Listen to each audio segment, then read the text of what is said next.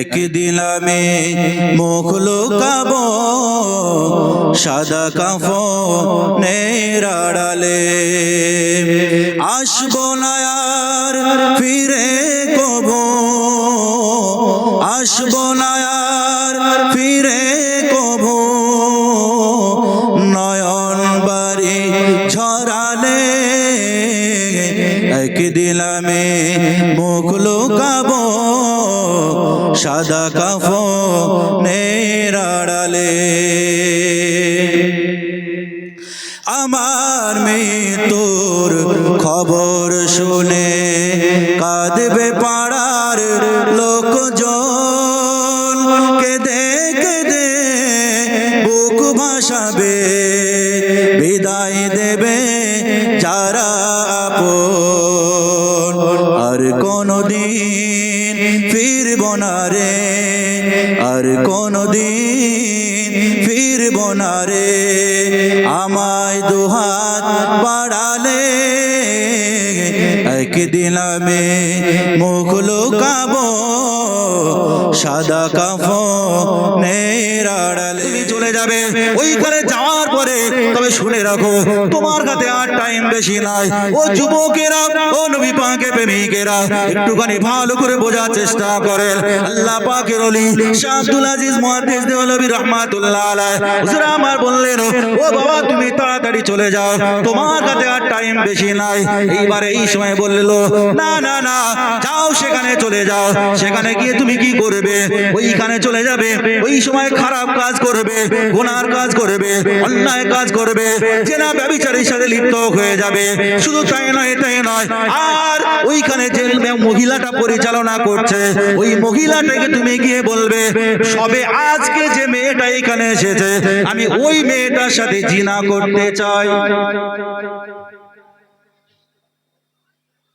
আল্লাহর ওলি শাহ আব্দুল আজিজ মুহাদ্দিস দেওলভী রাহমাতুল্লাহ আলাইহি হুজুর এক বান্ডিল টাকা বার করে দিয়ে বলছে, যাও বাবা, ওইখানে খারাপ কাজ হয়, নোংরা কাজ হয়, ওখানে চলে যাও। আর যে পরিচালনা করছে ওই মহিলাটাকে গিয়ে বলবে যে আজকে নতুন যে মেয়েটা এসেছে সেই মেয়েটার সাথে আমি জিনা করব। এই লোকটা চলে গেল।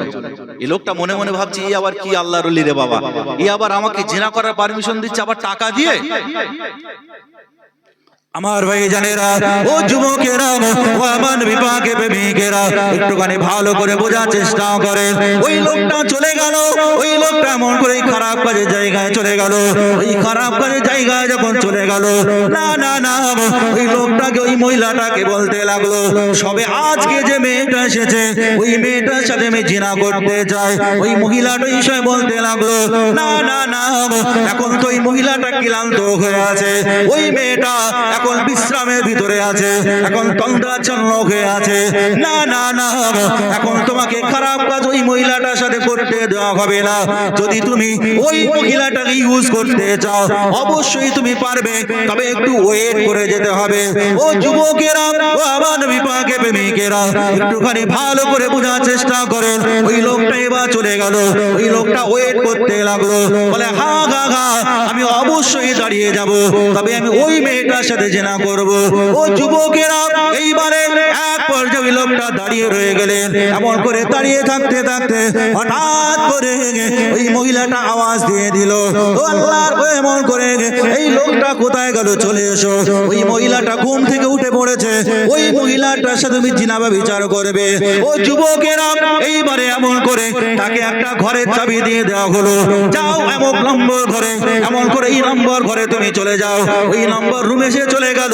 ওই নম্বর রুমে চলে যাওয়ার পরে এইবার লক্ষ্য করে গেটটা খুলে দেখতে পেল, না না না, যে মহিলাটার সাথে সে ব্যভিচার করতে এসেছে, যে মহিলাটার সাথে সে জিনা করতে এসেছে, ওই মহিলাটা অন্য কেউ নয়, অন্য কেউ নয়, ওই মহিলাটা হলো তার নিজের মেয়ে। মহিলাটা কে বলেছে? নিজের মেয়ে। ও তখন অবাক হয়ে গেল, জড়িয়ে ধরে বলল, মা তুই এখানে কি ব্যাপার, তুই এখানে কেন? একটুখানি ভালো করে বুঝুন। জড়িয়ে ধরে বলছে, মা তুই এখানে কেন? ও তখন চিৎকার মেরে বলছে, আব্বা তুমি এসেছো? বলে হ্যাঁ। বলে কি খবর, তুই এখানে কেন? বলে তাহলে শোনো, আমার ভাই জানেরা, ও যুবকেরা, ও আমার নবী পাকের প্রেমিকেরা, একটুখানি ভালো করে বোঝার চেষ্টা করে। আল্লাহ পাকের ওই বান্দিটা আব্বার বুকটা জড়িয়ে ধরে বলল, ও আমার আব্বা জানো, আপনি এমন করে আমাকে বিবাহ দিয়েছিলেন। না না না, আমি এমন করে বিবাহ করে আমার স্বামীর সাথে যেতে লেগেছি, একটা গভীর জঙ্গলের ভিতর দিয়ে যেতে লেগেছি। হঠাৎ করে লক্ষ্য করে দেখতে পাই একদল ডাকাত, তারা আমাকে সে কিডন্যাপ করে এইখানে নিয়ে চলে আসে। আর এইখানে নিয়ে আসার পরে আমাকে এমন করে বিক্রি করে দিয়ে চলে যায়। ও যুবকেরা, ও নবী পাকের প্রেমিকেরা, আল্লাহর ওলিদের পাওয়ার কতটা দেখে নেন, আল্লাহর ওলিদের ক্ষমতা কতটা দেখে নেন। ও যুবকেরা, আল্লাহ পাক এই বাংলাটা মনে পড়ে গেল।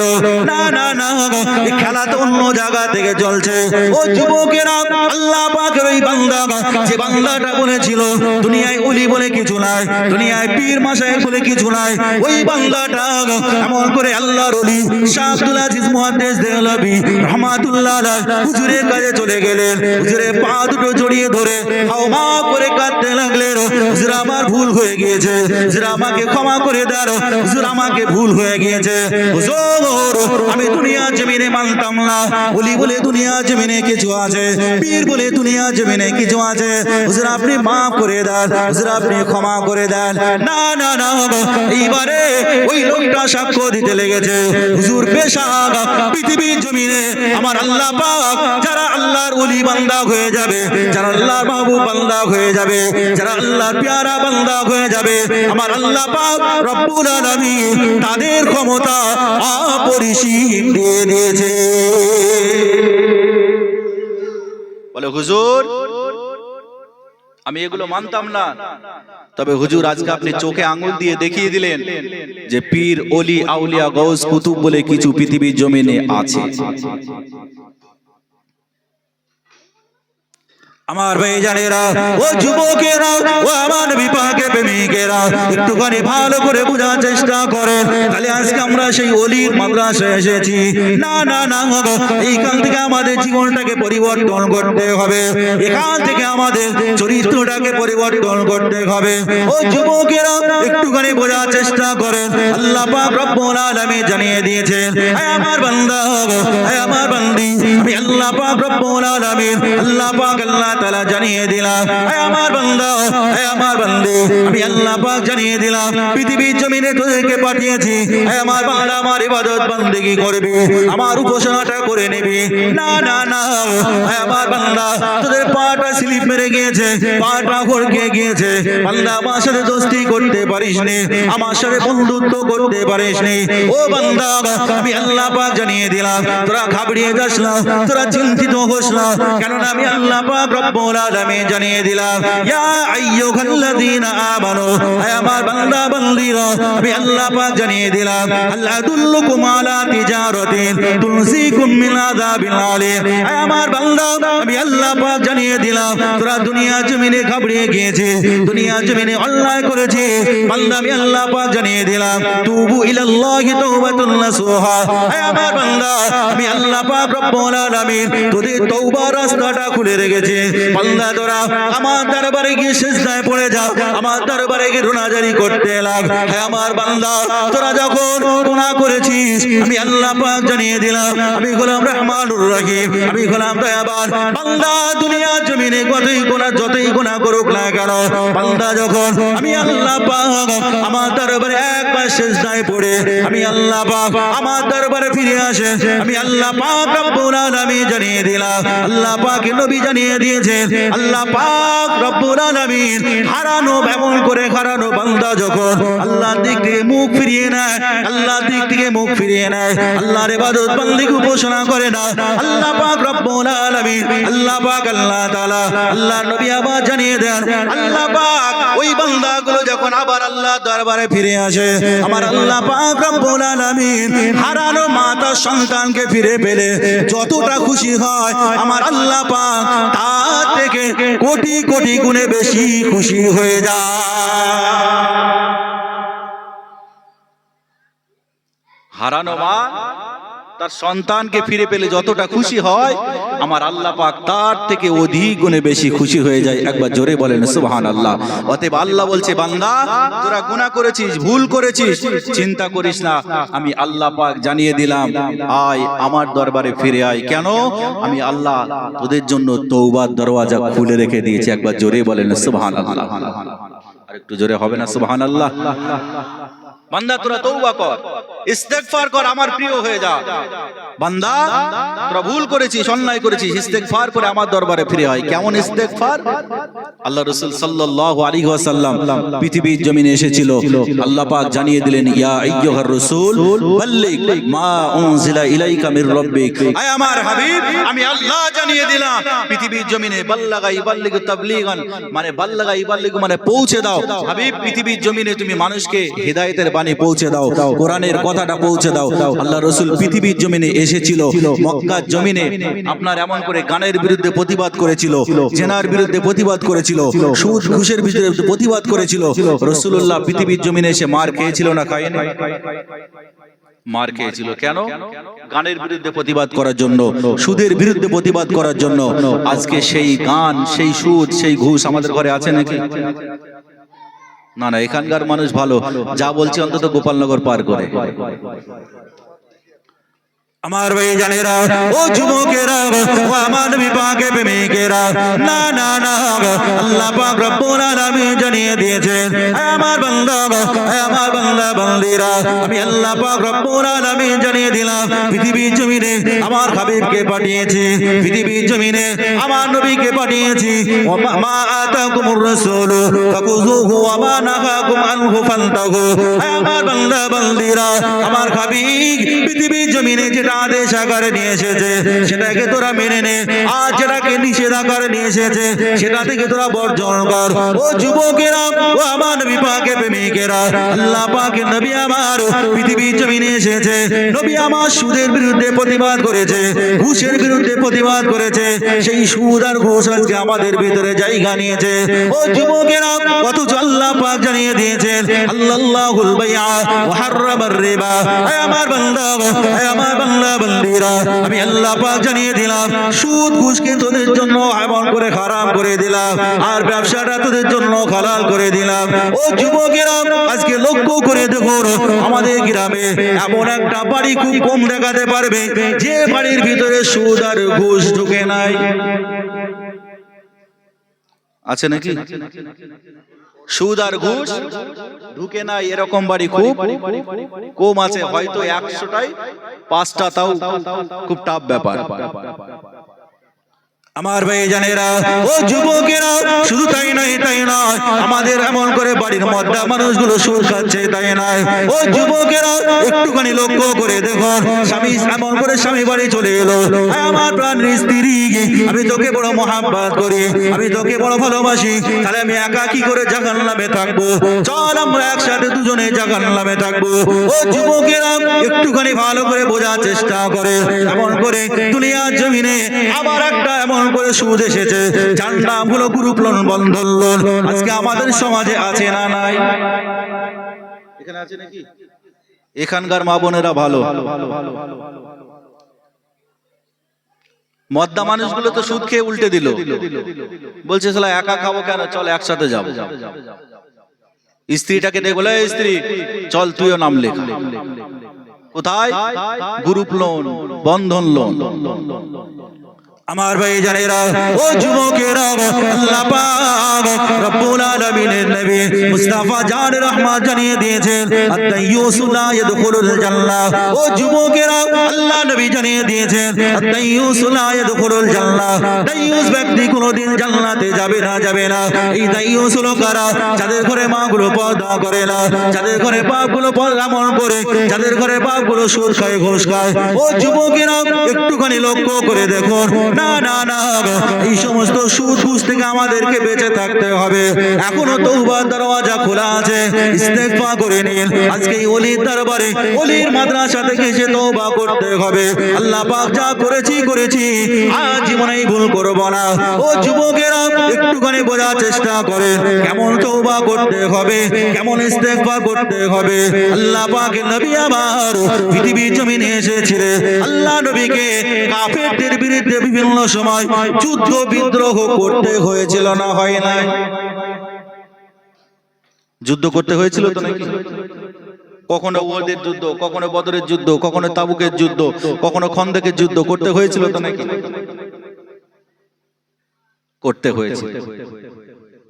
আল্লাহ রাসূল সাল্লাল্লাহু আলাইহি ওয়াসাল্লাম পৃথিবীর জমিনে আসলেন, যুদ্ধ বিদ্রোহ করতে হয়েছিল। কেমন তওবা, কেমন ইস্তেগফার একটুখানি দেখে নেন।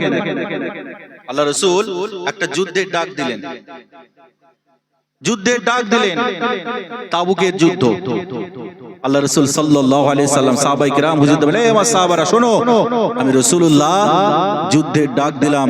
রোম সাম্রাজ্যের বাদশা সে যুদ্ধের ডাক দিয়েছে, চলো যুদ্ধের ময়দানে যেতে হবে। কোথায় যেতে হবে? যুদ্ধের ময়দানে। আল্লাহ রাসূল সব সাহাবায়ে কিরাম হুজুরদের প্রস্তুতি নিয়ে নিলেন। আমার ভাই জানেরা, ও যুবকেরা, ও আমার নবী পাকের প্রেমিকেরা, আল্লাহ পাকের নবী আমার এমন করে সাহাবায়ে কেরাম হুজুরদেরকে নিয়ে যুদ্ধের ময়দানে যেতে লেগেছে।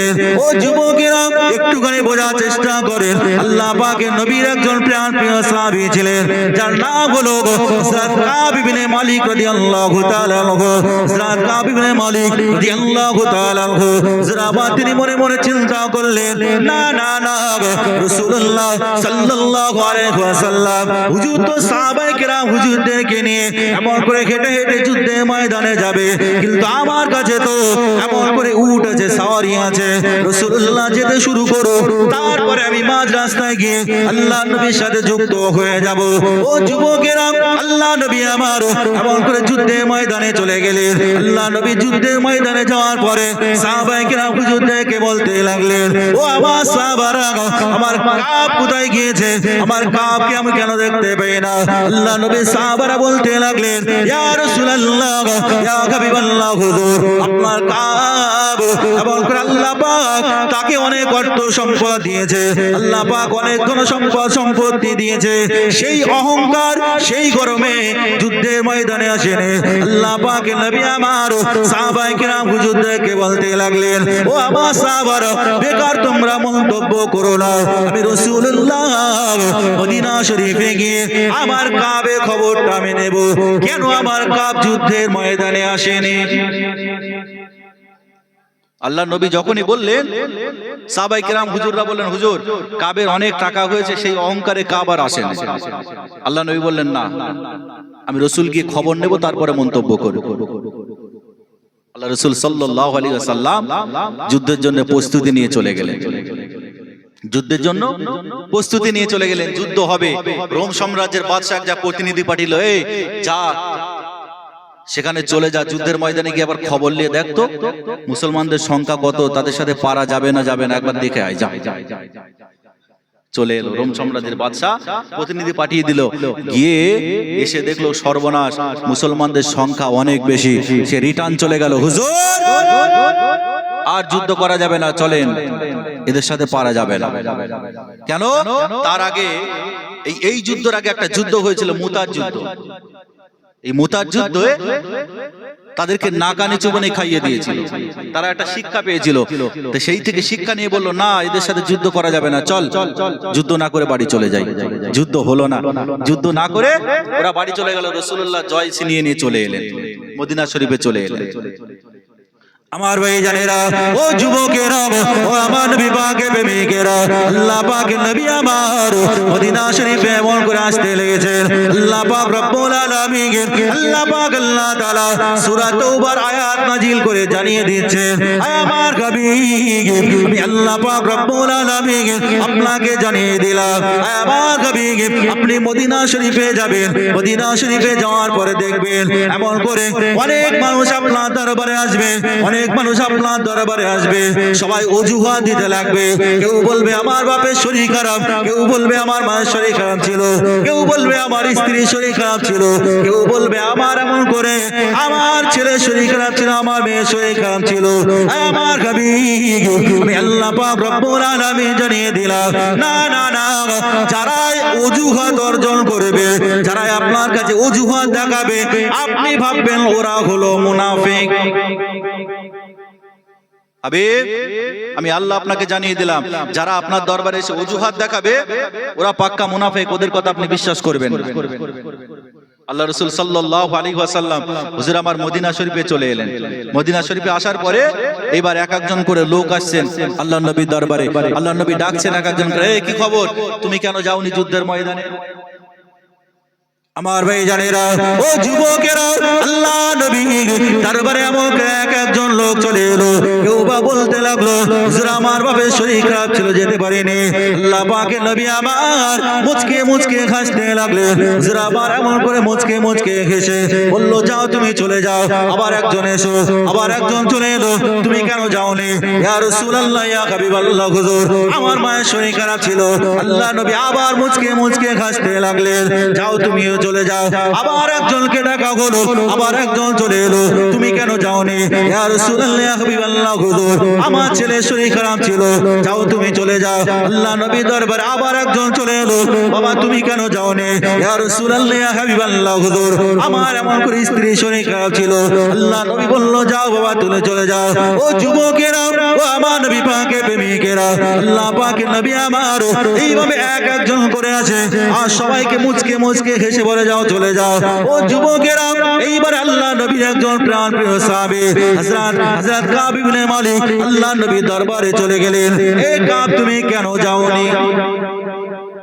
ওই যুদ্ধের ময়দানে তিনজন সাহাবা যেতে পারেননি। কজন বলেছি? তিনজন সাহাবা, তার ভিতরে একজন হলো হযরত কাব ইবনে মালিক রাদিয়াল্লাহু তাআলা আনহু, হুজুর আমার যেতে পারেননি। দ্বিতীয় নম্বর হলো হযরত হিলাল ইবনে উমাইয়া, আর তৃতীয় নম্বর হলো মুরারা ইবনে রাবি। এই তিনজন সাহাবা, এরা মুনাফিক নয়, রাসূলের সাহাবা, কিন্তু ওই যুদ্ধের ময়দানে যেতে পারেননি। ওদের সব পালা শেষ হয়ে গেল, এইবার এই তিনজন একে একে যাচ্ছে। কাব ইবনে মালিক চলে গেলেন। এই কাব, তুমি কেন যাওনি? কাব, তুমি কেন যাওনি? আমার ভাই জানেরা, ও যুবকেরা, ও নবী পাকের প্রেমিকেরা, একটুখানি ভালো করে বোঝার চেষ্টা করেন। আল্লাহ পাকের নবী সাহাবী হযরত কাব ইবনে মালিক রাদিয়াল্লাহু তাআলা আনহু হুজুর আমার বলতে লাগলেন, ইয়া রাসূলুল্লাহ, ইয়া হাবিবাল্লাহ, হুজুর আমার কোনো অজুহাত নেই, হুজুর আমি যেতে পারিনি। তার কারণ হলো হুজুর এই মদিনা শরীফে এমন করে খেজুর পেকেছিল। নারে তাকবীর, নারে তাকবীর। মাশাআল্লাহ, হুজুর কেবলা এসেছেন, আপনারা খুশি না বেজার? খুশি তো নাকি? তাহলে খুশি হয়ে একবার তাকবীর দেন দেখি। নারে তাকবীর, নারে তাকবীর। আওলাদ মুজাদ্দির জামান, আওলাদ মুজাদ্দির জামান জনাব ভাইজান হুজুর কেবলা, জনাব ভাইজান হুজুর কেবলা। নারে তাকবীর, নারে তাকবীর। দুরূদ শরীফ আল্লাহুম্মা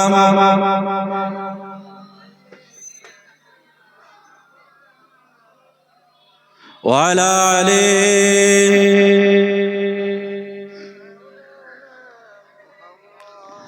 ওরে ও পাখি, আকাশে পাখি, ওরে ও পাখি, আকাশে পাখি, উড়ে উড়ে যাও রে কোথায়, নিয়ে যা মাসালা নবীজি রওজা। জোরে হবে না সুবহানাল্লাহ? আমি যখন হাত তুলবো একসাথে সুবহানাল্লাহ বলতে পারবেন বাপ? একটা মানুষের জবান যেন বন্ধ না থাকে, সবাই একসাথে সুবহানাল্লাহ বলতে পারবেন তো ইনশাআল্লাহ? ওরে ও পাখি, আকাশে পাখি, উড়ে উড়ে যাও রে কোথায়, নিয়ে যা মাসালাম নবীজি রওজা, নিয়ে যা মাসালাম নবীজি রওজা। ওরে ও পাখি, আকাশে পাখি, উড়ে উড়ে যাও রে কোথায়, নিয়ে যা মাসালাম নবীজি রওজা। যেতে আমি পারি না, আমি অসহায়, মোলা আমার যাই, যেতে চাই নবীজি রওজা। আর একটু জোরে হবে না সুবহানাল্লাহ, আর একটু জোরে হবে না সুবহানাল্লাহ। যেতে আমি পারি না, আমি অসহায়, মোলা আমার যাই যেতে চাই নবীজি যেতায়। যদি তাকে কপালে রওজা দেখা হবে, যদি তাকে কপালে রওজা দেখা হবে, ডেকে নিও নবী গো মনটা ব্যাকুল হায়। নিয়ে যা আমার সালাম নবীজি রওজায়, নিয়ে যা আমার সালাম নবীজি রওজায়। ওরে ও পাখি আকাশে পাখি, উড়ে উড়ে যাও রে কোথায়, নিয়ে যা আমার সালাম নবীজি রওজায়। ঘুমের ঘরে নবী দেখিব তোমার, দিনগুলো যাই কেটে যায় দিদারের আশা। আর একটু জোরে হবে না সুবহানাল্লাহ। ঘুমের ঘরে নবী দেখিব তোমার, দিনগুলো যাই কেটে যায় দিদারের আশায়।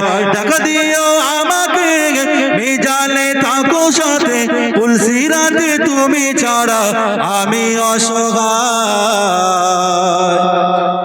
নিয়ে যা আমার সালাম নবীজি রওজায়, নিয়ে যা আমার সালাম নবীজি রওজায়। ওরে ও পাখি আকাশে পাখি, উড়ে উড়ে যাও রে কোথায়, নিয়ে যা আমার সালাম নবীজি রওজায়। আল্লাহুম্মা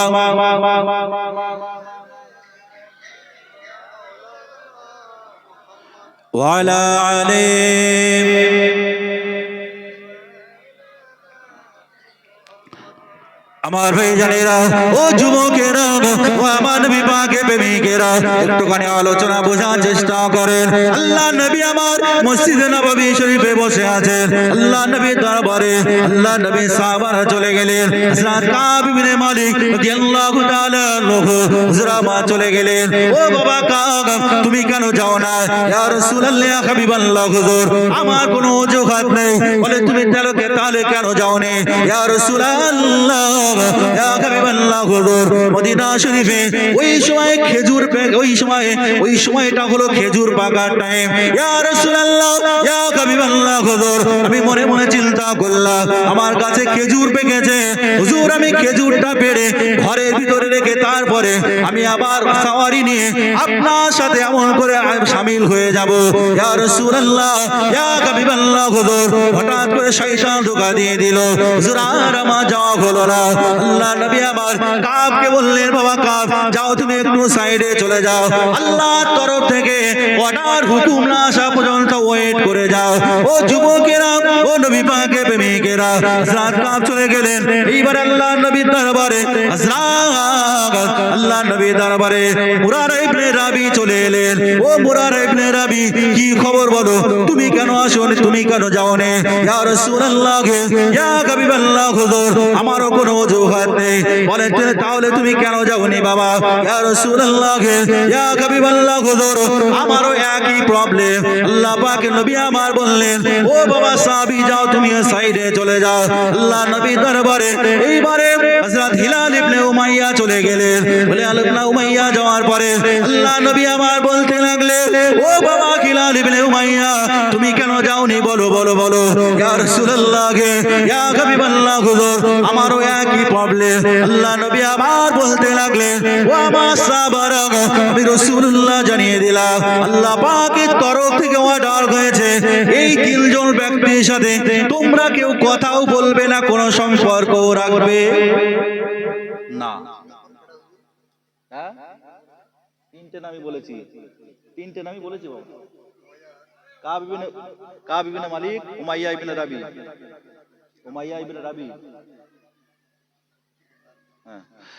আমার ভাই জানেরা, তাহলে তিনজন ব্যক্তি আল্লাহ নবীর দরবারে চলে গেলেন। আল্লাহ নবী বলল, বাবা যাও তোমরা সাইডে চলে যাও, তবে শোনো আল্লাহর তরফ থেকে হুকুম হয়েছে এদের সাথে কেউ সম্পর্ক রাখতে পারবে না, কথাও বলতে পারবে না।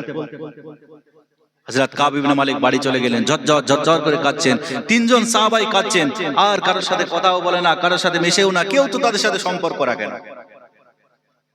আমার ভাই জানেরা, ও যুবকেরা, ও আমার নবী পাকের প্রেমিকেরা, একটুখানি ভালো করে বোঝার চেষ্টা করেন। আল্লাহ নবী সাহাবী হযরত কাব ইবনে মালিক রাদিয়াল্লাহু তাআলা আমার এমন করে একটা গুহার ভিতরে চলে গেলেন, অঝোর হয়ে ঝরঝর করে কাঁদতে লাগলেন, আল্লাহ পাকের দরবারে ফরিয়াদ করতে লাগলেন, ও রব্বুল আলামিন, আল্লাহ আপনি মাফ করে দেন, আল্লাহ পাক আপনি ক্ষমা করে দেন, আল্লাহ পাক আল্লাহ তাআলা আমার যুদ্ধের ময়দানে যাওয়া হলো না, আল্লাহ পাক আপনি মাফ করে দেন। এইভাবে অঝোর হয়ে ঝরঝর করে কাঁদে। এমন সময় একটা পর্যায়ে চলে আসে, আল্লাহর তরফ থেকে আগার হুকুম চলে আসে, আল্লাহ পাক জানিয়ে দিলেন, আমার হাবিব আমি আল্লাহ পাক জানিয়ে দিলাম তাদের সাজাটা আর একটু বেশি হয়ে গেল। কি সাজা বেশি হলো?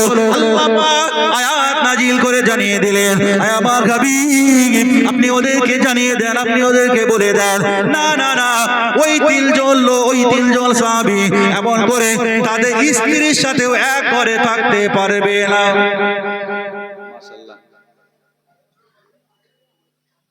ভাইজান চলে এসেছেন, হুজুরও চলে এসেছেন, আর আমাদের অত্যন্ত প্রিয় মানুষ, অত্যন্ত ভালোবাসার মানুষ জনাব হযরত মাওলানা আব্দুল হালিম সাহেব, তিনি চলে এসেছেন। আমি একদম দীর্ঘায়িত করব না, শুধু একটুখানি যে কথাটা বলছিলাম ওটা শেষ না করে যারা বলবেন শেষ করলো না।